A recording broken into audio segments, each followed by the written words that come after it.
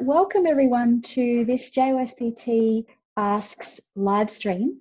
My name is Clare Ardern. I'm the Editor-in-Chief of the JOSPT, and it's my really great pleasure to welcome Professor Lynn Snyder-Mackler to this JOSPT Asks live stream, everything you wanted to know on ACL injury and management and return to play. Welcome, Lynn. Thanks, Claire. Many of our community will have either met you in person, Lynn, or they will have had their work influenced by some of the fantastic research that you've conducted, clinical research in your career. So it's really wonderful to be able to launch this JOSPT Asks stream with you. So thanks for making the time. Oh yeah, you're welcome. So let's get into our questions. I think we should start with some questions about managing ACL injury. So we've got some questions here about who needs surgery and who doesn't. How do you make that decision? What are you considering, Lynn? That is a super charged question, right? And it's one that almost doesn't get asked here in the U.S. because the management is nearly always right to surgery. I have an ACL tear, I'm going to have surgery no matter what. If I'm a 60-year-old who occasionally runs or a 14-year-old soccer player. So what our management algorithm, which is one that we've tested and been reporting on in the Delaware Oslo ACL cohort now for more than a decade, really involves a shared decision-making paradigm with our patients. So we bring our patients in preoperatively, and we get their knees quiet, so they have full range of motion, no swelling, good quad control. And then we do some preoperative progressive neuromuscular and strength training. And during that time period, we are discussing the options of return to complete a competitive season, prolonged non-operative treatment, like just choosing non-op as an option, and then surgery, and then obviously the different varieties of surgical treatments that you can do. So with that paradigm, these patients actually get a chance. Oh, also the other things that we talk about during that time are the actual outcomes of surgery, which are, especially if you're very active, you're going back to level 1 sports, is, you can look at about a 30% re-injury rate, right? So that it's not a cinch that you're going to have surgery and go back to sport, be playing at exactly the same level. As you know, your research was really one of the first that came out and gave us the real scoop on how many people do well. I think it's around half. Is that correct? So yeah, around about that. So around that. So we give them that information, and then they make their own decisions in conjunction with their surgeon. And if it's a young, a child or an adolescent, in conjunction with their families and potentially coaches, things like that. And our results, we just finished up the 5-year data analysis, and one of the things that we see is these patients are all still very active at 5 years, 90+% of them, no matter which arm they choose of the algorithm. And it's actually really I don't know, it's kind of invigorating. So you asked me about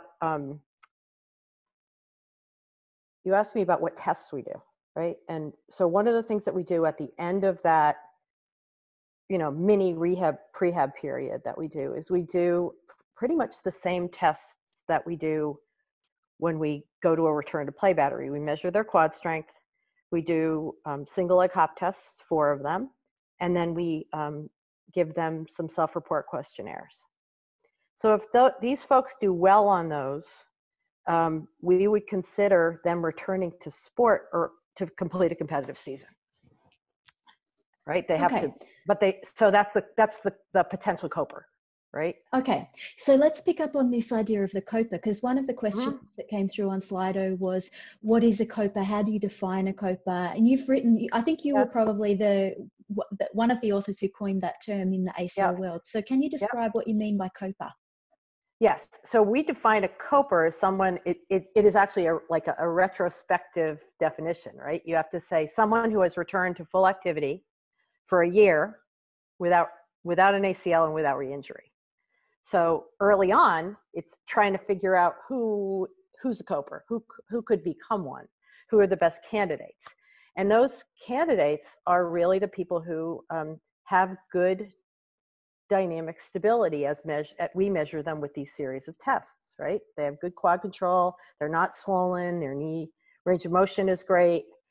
They do well with this neuromuscular training, and their HOP tests are terrific. And then but one of the things that we figured out is that the non-copers, the people who early on, with just this, we do 10 sessions of this progressive neuromuscular and strength training. And about half of the non-copers convert to potential copers just over those 10 sessions. And then it turns out, this was the paper that my postdoc, Louise Toma, who's now at University of North Carolina, her paper last year, it showed that the persistent non-copers, rather than doing better with surgery, they still do worse. So they may be the ones who actually need even more rehab before they have surgery, because they're not doing well no matter what. And is this training program that you're doing, the 10 sessions of strength and neuromuscular training, are you calling that prehabilitation, or is prehabilitation something different? Because we hear a lot, I think, about prehabilitation. Yeah. And one of the questions that we got was, what is it, and sort of how does it fit into a rehab program? I would put it into two boxes. The sort of the typical prehab that we think about with ACLs is get the knee quiet so they can have surgery, right? Don't have them go in with a swollen knee that especially lacks knee extension. But once you get to the quiet knee, one of the things that we've shown is these additional 10 sessions of neuromuscular and strength training make a huge difference down the road. So it is a typical quiet knee plus, right? That's what I would talk about. And we use perturbation training for which is, disturbing the support surfaces. But you could do any kind of progressive neuromuscular lower extremity training. It does not have to be the perturbation training. That's just how we standardized it in our hands. Okay, nice. Thank you. Yep, you're welcome. So let's move into, I think that's a nice segue into the early phase of rehabilitation. Uh-huh. And one of the most challenging things, or the things that certainly I remember from physio school was drilled into me, was do not do open chain knee extension exercises with these people after an ACL reconstruction. Can you please share with us your thoughts on open chain knee extension and early phase rehab? That is another great question. I'd like to kill that sacred cow right now. There is no reason to avoid doing open chain knee extension after ACL reconstruction. And that means even on day one. People have been talked about the strain on the graft and use that as an excuse or a reason actually to not do open chain exercise. Well, the studies out of the University of Vermont in the 90s actually showed that open and closed chain exercise have the same strain, somewhere between 3 and 6% in that range, depending on how much weight and the range of motion through which they're doing this, okay? Every time your patients take a step, the strain on the ACL is 13%. So if you're letting them walk, you can do open chain. You should be doing open chain quad exercises. If you let them do closed chain exercises, you should let them do open chain exercises. It's the same strain. And that strain is about a third to a half of what happens with every step that they take. So does it matter? There's no restrictions on the range I can do these exercises through. There's no restriction on the resistance that I can use. No, but you would start, obviously you're going to start light and work up as they tolerate it. But no, at least there's no evidence. There's no evidence that says you shouldn't be doing this. In fact, the preponderance of evidence is in the opposite direction.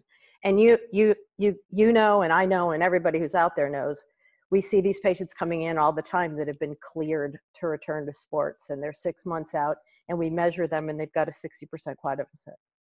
You know, Matt Ifburn's work that's been coming out at Laura Schmidt, the group from Ohio State, they've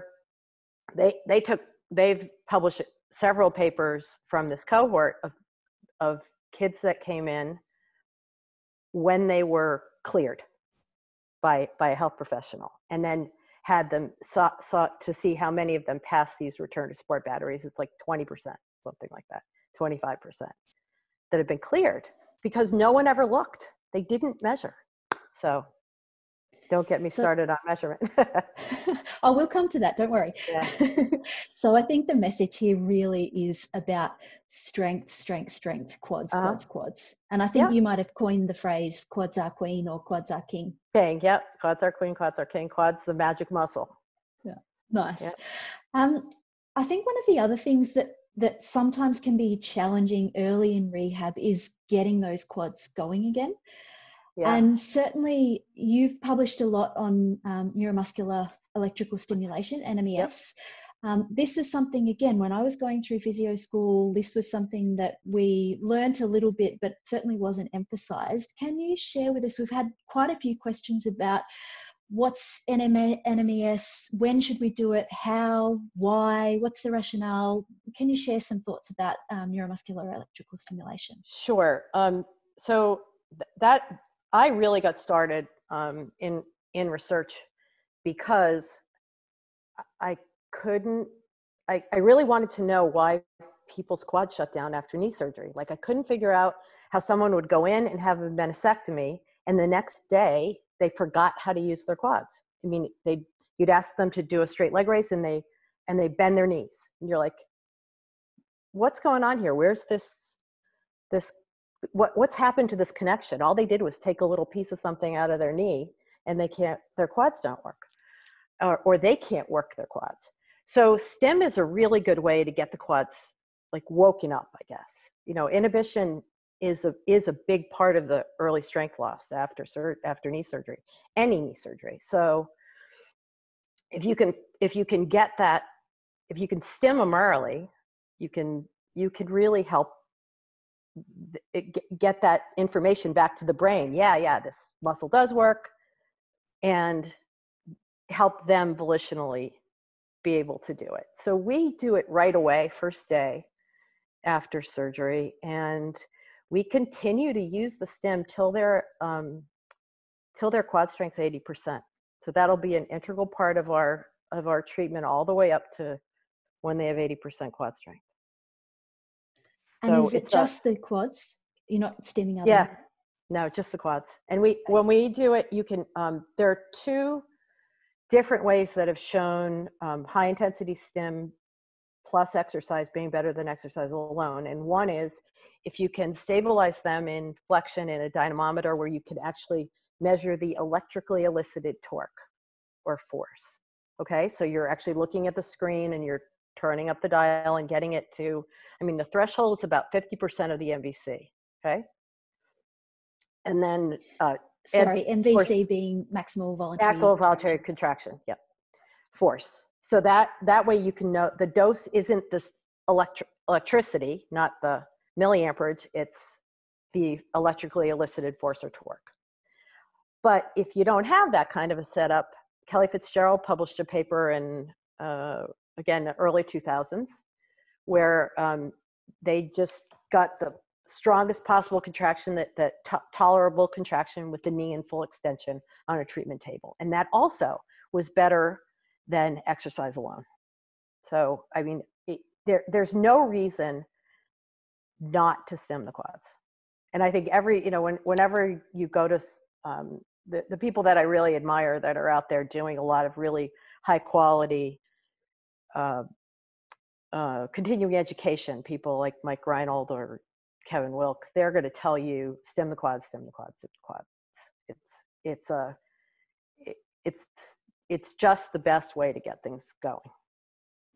And it's really interesting that you say you stim until you get to 80% limb symmetry, because again, it's like, I think that initial thought is you're just using stims to get the quad going, and then after that you very quickly getting them into a leg extension machine or doing some ordinary strength training. But this sounds like you're using stims for a lot longer than perhaps what people might be expecting. Yep, we are. Again, that's just following the research. It's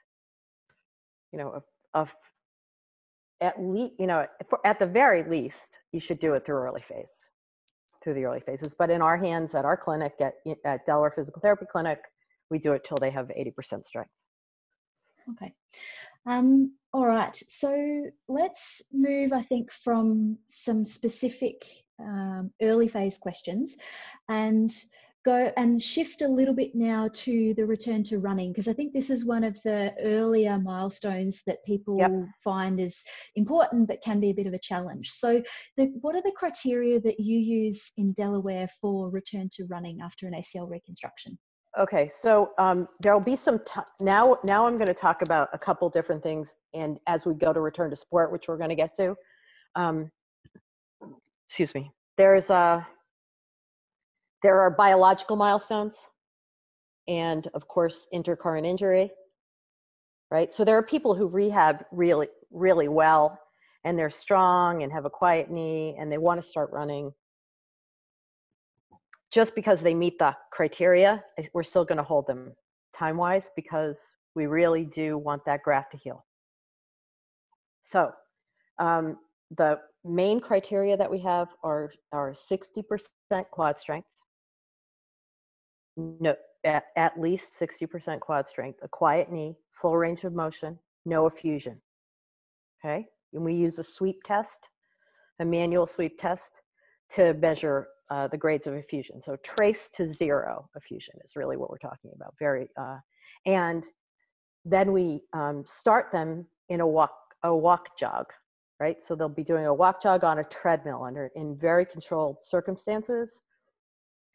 And we monitor them for swelling, so increase in effusion, and knee pain, because knee pain, their knees shouldn't hurt. So, I mean, it's okay if their muscles hurt, but their knees shouldn't hurt. So if they start to do this and their knees swell up or their knees hurt, we've got to back them down. Okay, so presumably they've been walking around and doing but once they start to run, to jog really is what they're doing. And then we advance them. We've published this running program a bunch of different times, most recently in JOSPT in 2012, a paper by Doug Adams. So it's actually the soreness rules, the effusion testing, and the running progression are all in that article, which is open source at JOSPT. So it's a whole package. And then a sort of garden variety ACL with no other injuries, probably as early as 12 weeks, right? Somewhere in that range. But if they've had a chondral injury or a meniscus repair, have any concomitant ligamentous injury, it's going to be delay, right? And so then you mentioned the walk, run on the treadmill. Then have you got some tips for how you sort of get beyond that? So are there specific exercises that you get them to do? How do you sort of progress them from treadmill, walk, run to what distance are you doing, and then how long should they wait, or how are you progressing? So what we're trying to get them to do is to be able to jog or run on the treadmill for 2 miles continuously. And then we move them to a track where they'll run the straightaways and walk the curves. And then finally to road or field or court. So the progression's probably 2 months of typically, start to finish. They starting in the clinic and moving. I mean, certainly people can do it faster, but it's on the order of a couple months. That sort of mid in clinic phase of ACL rehab. Okay. We've also had a question come through on Twitter, I think, asking about tips for open chain exercises and closed chain exercises for the quads. And I'm thinking that we want to, now we've moved from early phase rehab, we're getting to return to run, now really into that middle part where we're trying to push strength and you know, high resistance, low load. Yeah. What kind of exercises are you prescribing at this period of time? All right, so it sort of depends on what instrumentation you have, right?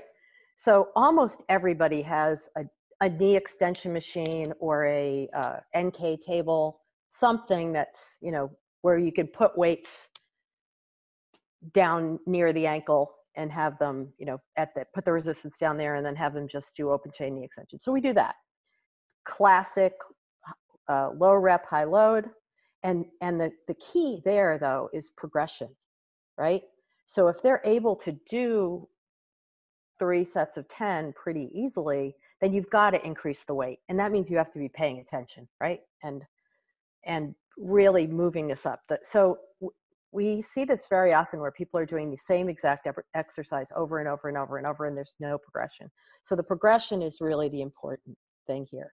So you can do it on a knee extension machine. I guess you could do it with bag weights if that's all that you have.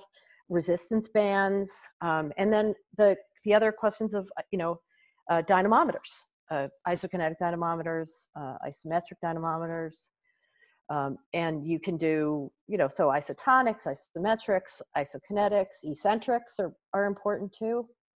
So we basically throw the whole shooting match in it, and then people do leg press. Just be really careful about leg press early, because patients, you don't really need to use your quads to do a leg press. So if their quads are weak, they're going to use all kinds of other lower extremity muscles to be able to do it, and you're not going to get yourself anywhere. So I wouldn't make that the mainstay of my quads treatment.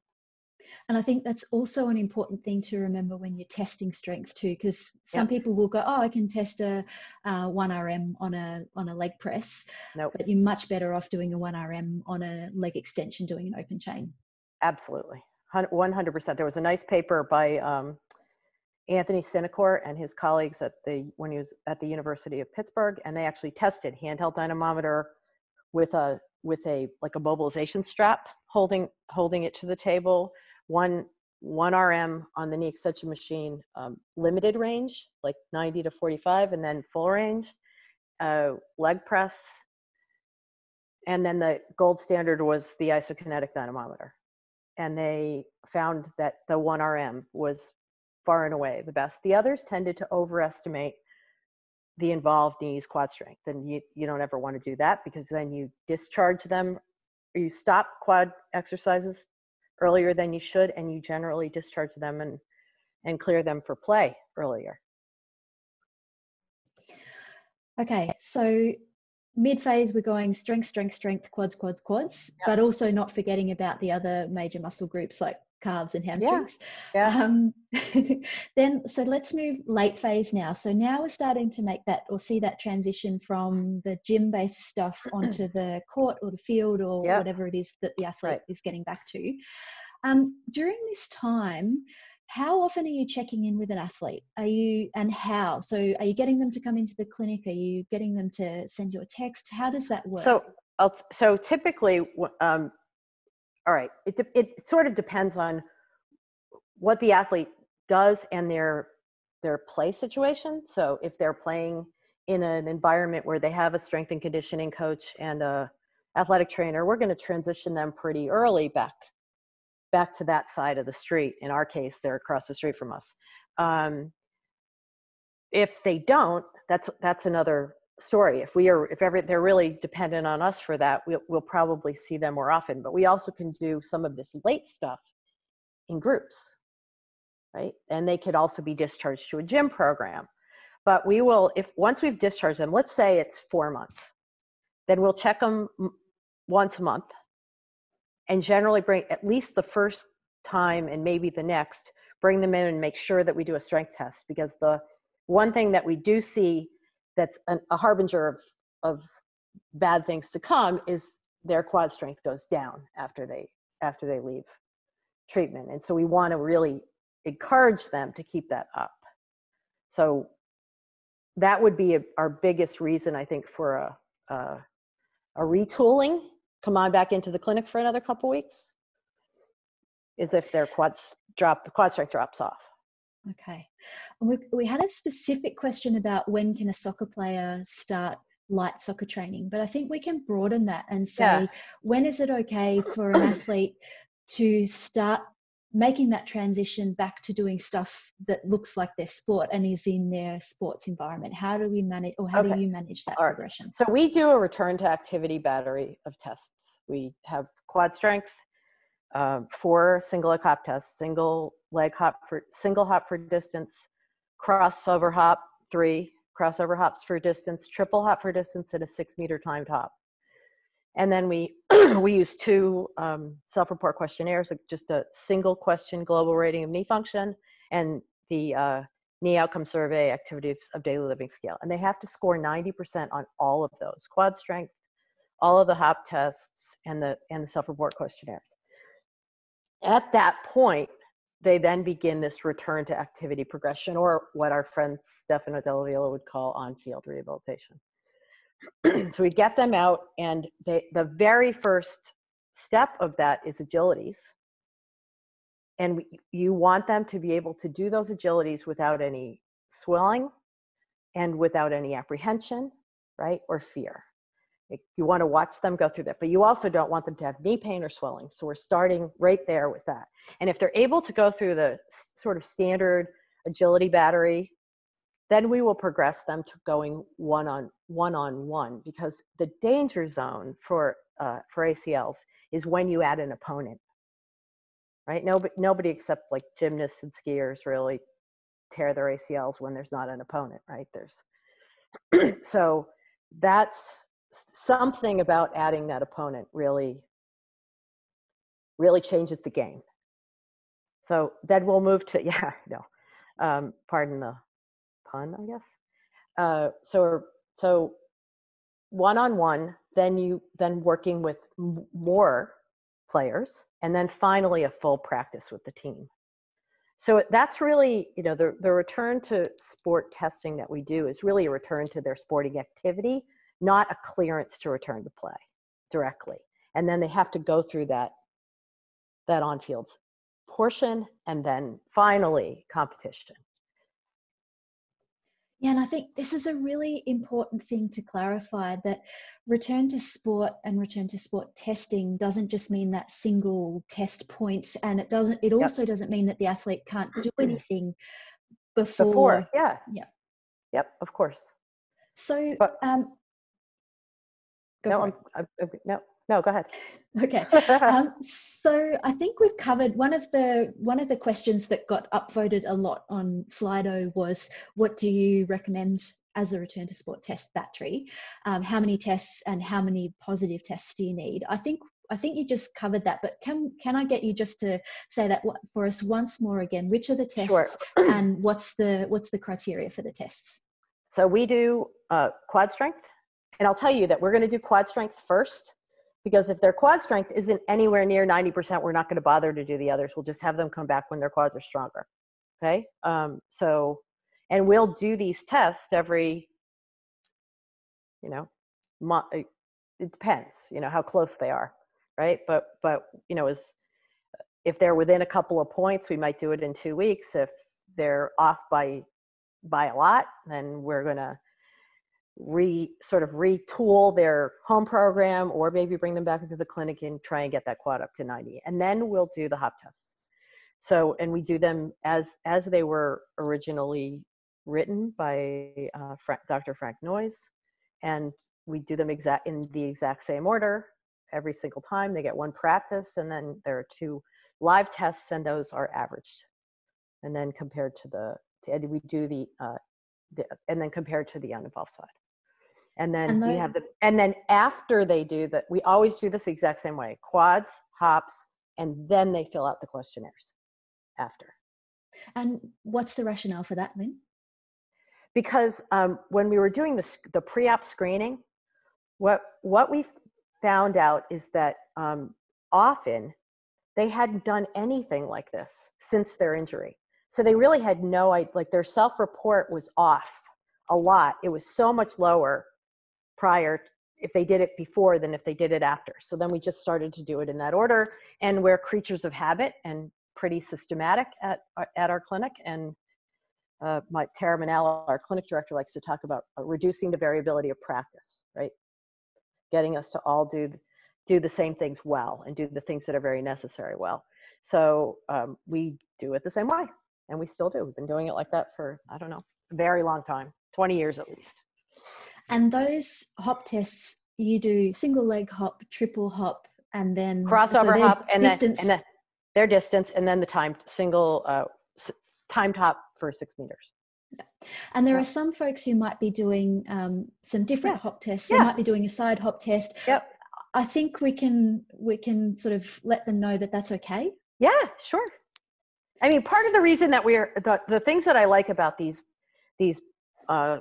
big hops, if it's hard to do. That the one thing is, it's hard to do if you don't have a space. But you really just need a 6 meter track. We've done it in hallways we did it for years in our old clinic. But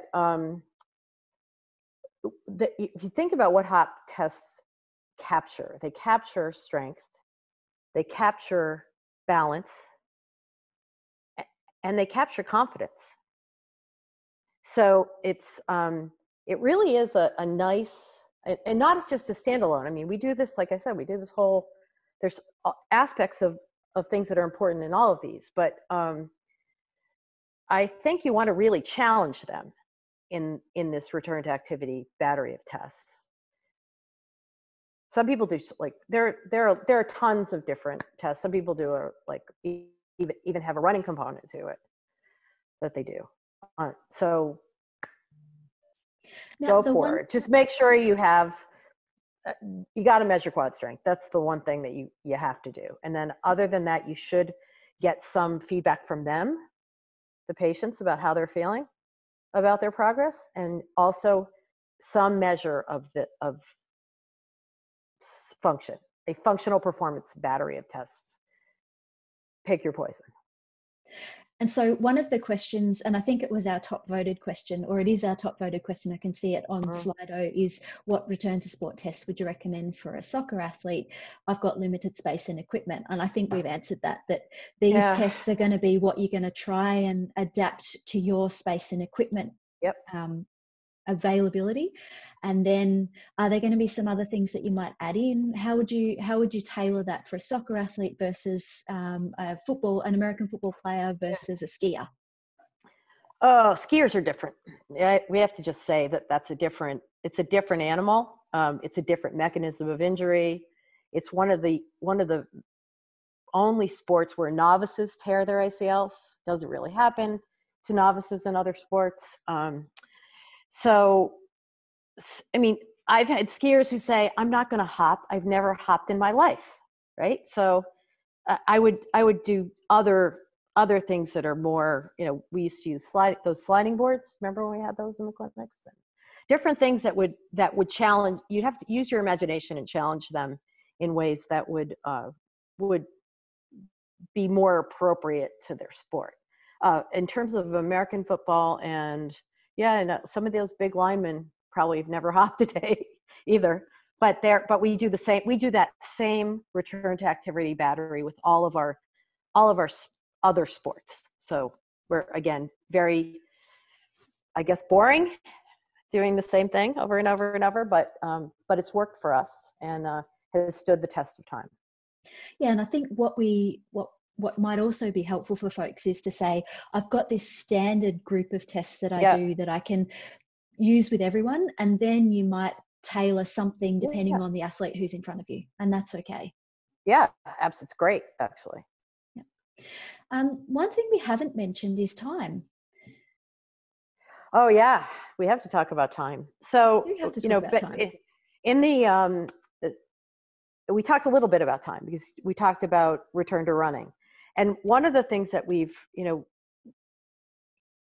your papers and the registries, the international registries primarily, and then some of the American ones, we were quoting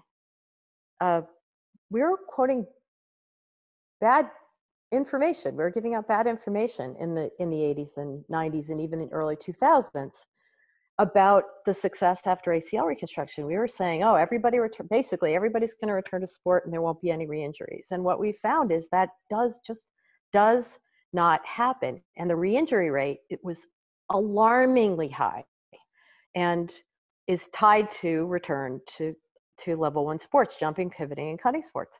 So one of the things that, again, this is one of those, we never looked, right? The reports were coming from the surgeon's office, and it was based on their patients who went out of their office and then didn't come back. So they assumed they're all doing fine, right? Well, some of them weren't doing fine, and some of them didn't come back to that doctor. They went to another doctor, right? Or maybe they didn't go to a doctor at all again. So we really did, till groups like yours started really looking at it. And I'm sure, I know the surgeon whose data you were looking at, and I'm sure he was alarmed at the beginning when you actually looked at the data and he said, wait a minute, what's happening here? Everybody else says there's a 2% failure rate or an 8% failure rate. Why is this happening?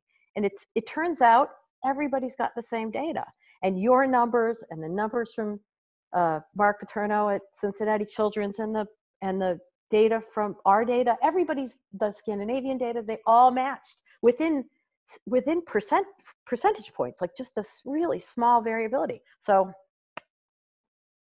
I think that got us trying to think of what are we doing wrong. And what I think we were doing wrong is we were playing this name that tune was an old game, right? I can name that tune in 3 notes. I can name it in 1, right? That people were actually, you had therapists and surgeons basically competing with one another, saying, I can get you back in 6 weeks. I can get, not 6 weeks, but you get my drift. 3 months, 5 months. And I think for a very long time, the standard for clearance was about 6 months. And what we know now is that's way too early.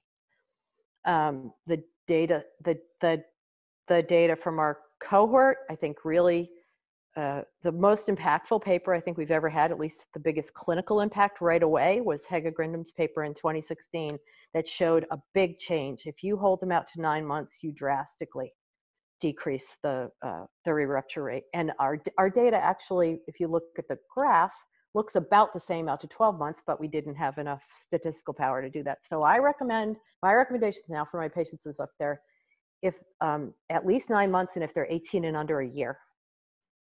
And that allows, there's some really nice work from Constance Chu at Stanford. She's a scientist and an orthopedic surgeon. And she has done these serial MRIs looking at graft healing. And you can really just see the graft mature over these time periods. And really, it's out to about 24 months, the graft is still maturing. There are some people who have these nice, beautiful grafts at 6 months, but that's not the norm. So that's the time part. But Yeah, biology matters. Yeah, I think it does. Yeah. And so the critical times here, I think, are minimum 9 months, and particularly with your younger athletes, really trying to hold them for a bit longer, until at least a year. Yeah. And then, then we get into your bailiwick of the ACL-RSI and the questionnaires that are talking about confidence and fear and self-efficacy in some cases. This gives you some time at that tail end of rehab to really help them recover as a whole person, and then be ready to participate in sports. But we talk about the fearfulness. Often that fearfulness is because their knee doesn't feel right and they're not adequately rehabbed. So you get a little bit more time with that. On the other side, we've had like the flip side of the fearful patient is this super confident patient who races through rehab, scores super high on all the questionnaires, including the return to sport the ACL-RSI, and they go back to sport early, they get out on the field and re-tear, right? Because they meet every single milestone and go. Those are the people we really have to hold off. And we have to be very, very imaginative in what we do with them in that terminal, that end part of rehab, to just hold them back. Yeah, so for me, this is young girl athletes, young women's soccer, young girls, actually, not even women, they're kids who are soccer athletes, who are these super confident, who have hamstring grafts, right? Because they fit, and so they race through, and they don't have the extensor mechanism issues that patellar tendon and quad tendon grafts have. So they tend to get their quad strength back faster, and they just want to return. I think that's something that we really need to hold them back. So 9 months, if they're young, I keep them out a year. And again, 9 months doesn't mean you can't do any sport until 9 months. It means I take something from baseball pitching, no live pitches, right? Yeah, so your restrictions are going to be until 9 months or 12 months, but you're going to be doing some restricted participation, whether it's working on your own, whether it's doing some restricted decision making with an opponent, and then gradually progressing to 9 months if you're passing all of those criteria. That's when we start to then progress. And it's not like you flick the switch at 9 months and go, oh, now you can play 90 minutes in a soccer match. That's correct. No. So again, it's a progression. I think that's a really important message. Remember, as sports physios, our job, and the surgeon's job also, is to our clearance is really to say the patient is safe to return. So they might not be physically up to snuff in terms of maybe their cardiovascular conditioning or many things that have to work to be able to play with their teams. But the other thing about that, though, is once we determine this safety, they're released to the care of their team. And then you have the coach or the manager, whoever it is, might say, this is a really great player, and this player playing at 50% is better than anybody else I have in that position on this team. So he'll play earlier. Does that make sense?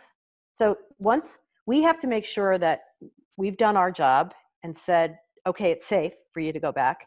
And after that, you've got to let it be a coaching decision and stay at it. Because if you don't think they're safe, you shouldn't clear them, right?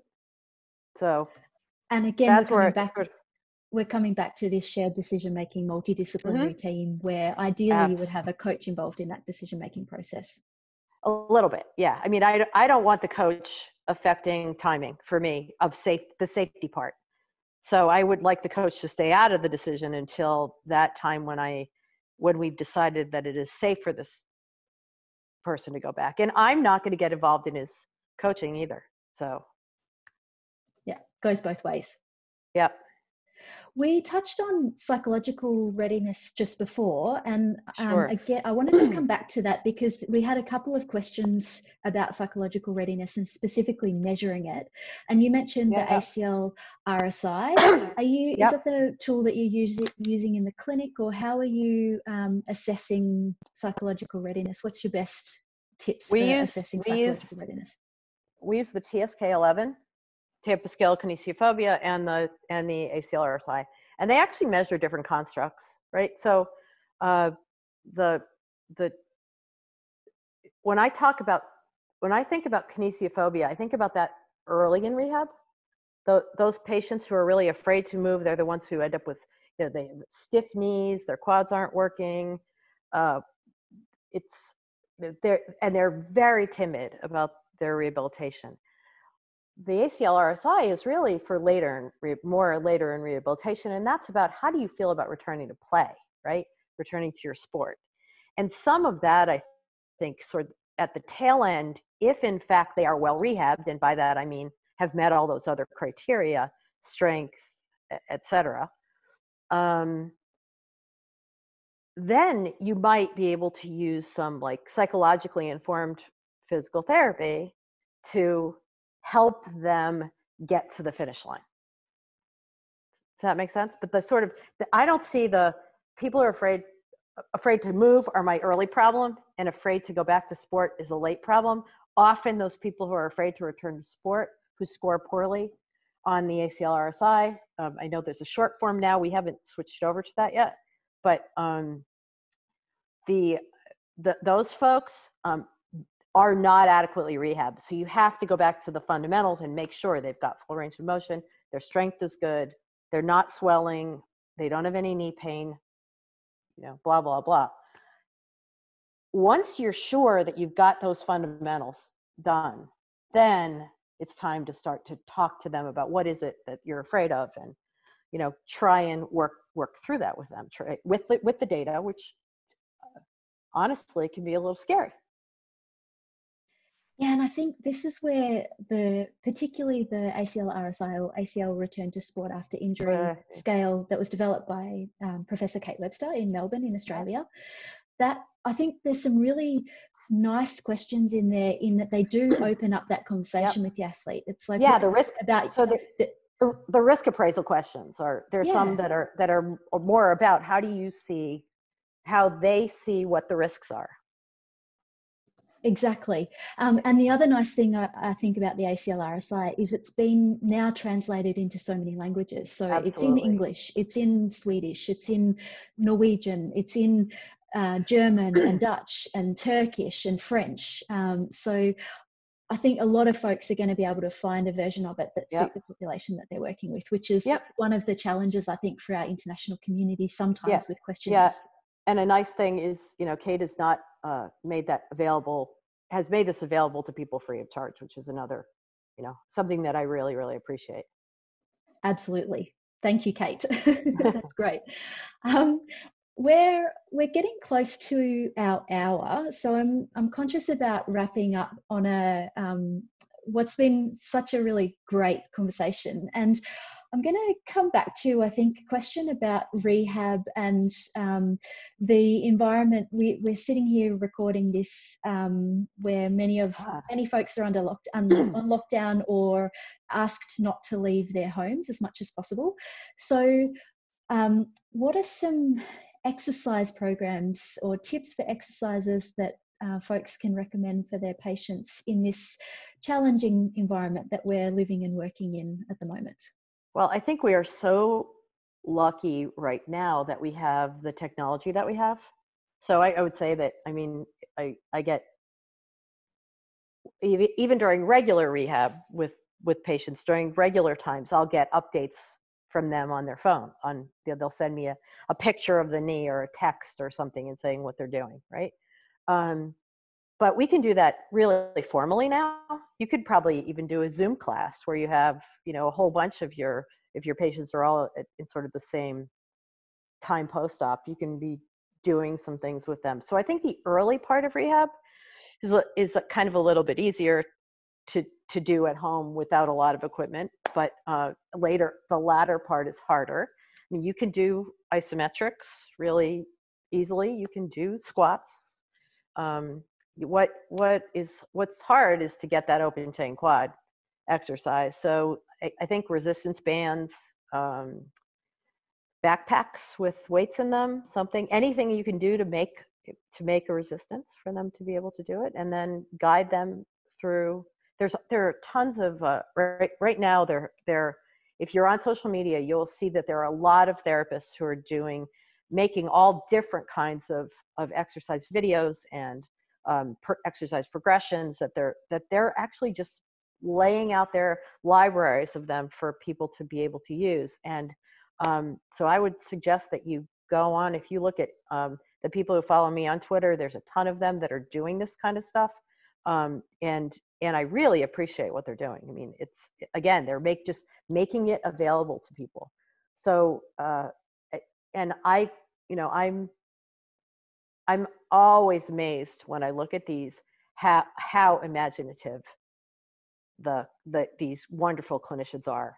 The things that they come up with, I wouldn't even think that I had in my house, but of course I do. And it's to all of our patients' benefits. Absolutely. And I want to give a bit of a shout out to Christina Lee at the moment.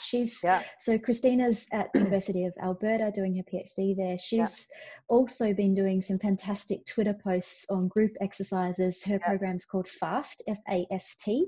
So if you search for Christina, Yeg Physio, I think. Oh, I'm sorry, Christina. I should know your Twitter handle off the top of my head. If you search for Christina on Twitter, you will find her. I'm pretty sure she's Yeg Physio. But she's posting some really cool stuff at the moment. So she's an example. But as you say, there are many others who are doing really cool stuff. And our community, how cool is our community? We help each other out. Everybody's sharing. Everybody's sharing. I'm going to find Christina's thing for you. So I think we've got 1 or 2 minutes left, and I'm thinking let's start to wrap up. So we started off in the decision-making process. We talked about how ACL management, decisions for surgery or no surgery is Yeg Physio. I was right, Yeg Physio. Y-E-G Physio, one word. And the YEG comes from Edmonton Airport Code. I do remember that. So we started off talking about the decision-making process and about how you are talking with athletes, that certainly this early period of trialing some really good training to see whether people are going to be able to cope, quote unquote, with this knee injury. Then we moved on to early phase rehab. Open chain quads exercises are fine. Thumbs up. Yep. Load the quads within the patient's tolerance. Then we moved on to neuromuscular electrical stimulation, and I know that you're a big proponent of that. So if folks stim the quads, load the quads, stim the quads. Yes, quads are king or queen. Queen. On your preference. Then we went on to, in our middle phase where you're transitioning back to running, some really great tips about making sure that knee is quiet, getting quad strength before you start to then progress with some walk running on the treadmill, and then moving on through the progression back to running. And again, quads, strength. I think if we can underline one thing from this hour session, it's really quad strength. Well, I'm glad to get that word out. Thanks for helping. Pleasure. Then, so in our late phase, this is that progression, that challenging, or what can be a challenging time, but certainly some great tips on gradually helping that athlete progress from more restricted to unrestricted. And then you shared all your great tips on return to sport testing, return to sport test batteries, this constant question of time versus criterion. I think we can safely say that biology matters. It's both. So I think, Lynn, this has been a fantastic hour. I want to thank you so much for sharing your wealth of knowledge from the clinic and from research with our community. That's great. And Claire, thank you for making this happen. This was is a bright spot in a very challenging time for all of us.